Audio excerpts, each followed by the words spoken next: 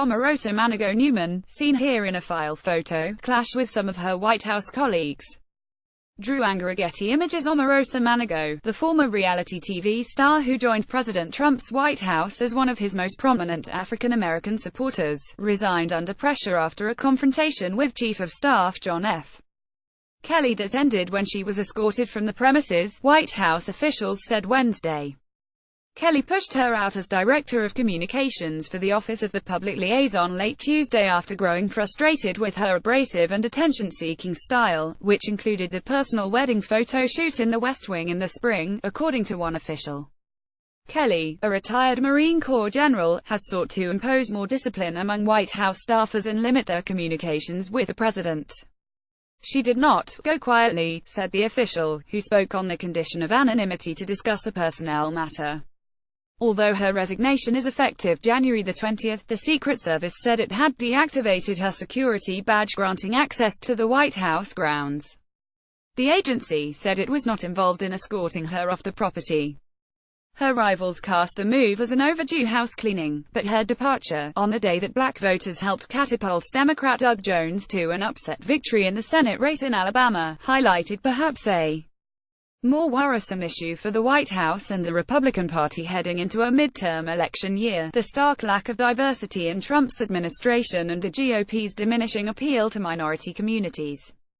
Manigault, who earned the top-level staff annual salary of $179,700, was, along with Housing and Urban Development Secretary Ben Carson, one of two black officials among Trump's more than 36 cabinet members and senior staffers. Her presence hardly immunized Trump, who sparked outrage with his handling of the white supremacist rally in Charlottesville and NFL players' national anthem protests, from criticism over his stance on race and diversity. Acting in an ill-defined capacity, Manigault struggled to make a connection with African-American constituencies to support Trump's agenda and chafed at criticism that she had sold out her integrity for a White House job. Michael Steele, a former Republican National Committee chairman, pointed to Trump's endorsement of Republican candidate Roy Moore in the U.S. Senate race in Alabama despite Moore's history of racially insensitive remarks and the allegations against him of UAL improprieties with teenage girls. 96% of Alabama black voters supported Jones. It was a resounding rejection of our party among African Americans who see it as racially charged and not within their interests, Steele said. All that occurred during Omarosa's tenure and relationship with the president. Either she did not have the cachet to move the president or she is complicit in it. I don't know which it is. In the end, Manigault's bond with Trump appeared to be one of kindred spirits instead of policy advisor. It was a union forged during their appearance on the first season of The Apprentice, in 2004, where she gained fame playing the role of a backbiting villain who would kneecap other contestants in her quest to win. She did not take the top prize, but she became a favorite of Trump, who invited her to participate in subsequent iterations of the show. Thank you, Omarosa, for your service. I wish you continued success. Trump tweeted late Wednesday. She brought that confrontational persona to the political arena, fiercely defending Trump against accusations that he was racist and ist. She and Carson often joined Trump at events with African American groups, and she was present Saturday as the president spoke before the public opening of a civil rights museum in Mississippi. Friends said that despite her relationship with Trump, Manigault did not agree with his handling of some issues involving race, such as last summer's rally by white nationalists and white supremacists in Charlottesville in which a counter-protester was killed.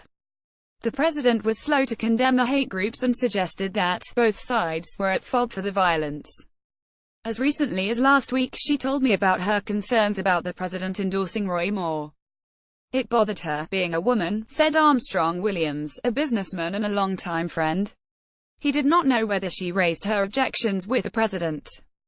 In a brief statement, White House Press Secretary Sarah Huckabee Sanders said Manigault had resigned to pursue other opportunities.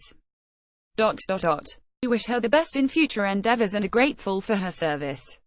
Longtime black Republicans chafed at Manigault's White House post, arguing that she was not a true member of the party. Before Trump entered the presidential race, she had backed Democrat Hillary Clinton. Manigault also worked briefly as a low-level aide in the White House during President Bill Clinton's tenure. She was asked to leave that job, a former official said, because she was so disruptive. Manigault was a polarizing figure inside the Trump White House, known for interrupting meetings, subverting chains of command and erupting on other aides she disliked. And in recent months, whatever outsized cachet she once enjoyed had waned considerably as her job duties grew increasingly ill-defined, according to White House officials. In recent months, Manigault engaged in public spats with African American groups, including the Congressional Black Caucus, grassroots activists and black journalists. She also was criticized for promising that Trump would provide additional funding to struggling historically black colleges and universities, help that did not materialize. The presidents of those institutions gained little other than a highly publicized meeting with administration officials in February, which included a photo op with Trump in the Oval Office. Jamil Smith, a contributing opinion columnist for the Los Angeles Times who writes frequently about race, said Manigault had lost any significant standing within the black community. She has long ago been disinvited from the cookout, so to speak, Smith said. Her shortcomings were not necessarily because of any lack of black authenticity on her part. She was just completely unqualified and inexperienced. That matters. Leah Wright-Rieger, an assistant professor of public policy at Harvard's Kennedy School of Government, said African American political appointees often struggle to work effectively within Republican administrations whose policies are often antithetical to the demands of black communities. Even though she had access and was touting herself as this powerful figure, she said, that power really meant nothing because she didn't have the power to influence Donald Trump, at least publicly, on issues she professed to care about and on issues that black people said they cared about.